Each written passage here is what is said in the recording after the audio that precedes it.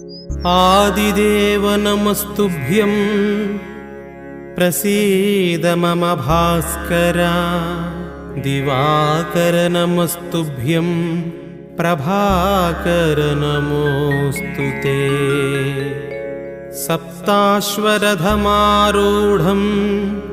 प्रचण्डं कश्यपात्मजं श्वेतपद्मधरं देवं तं सूर्यं प्रणमाम्यहम्। लोहितं रथमारूढं सर्वलोकपितामहं महापापहरं देवं तं सूर्यं प्रणमाम्यहम्। त्रैगुण्यं च महासूरं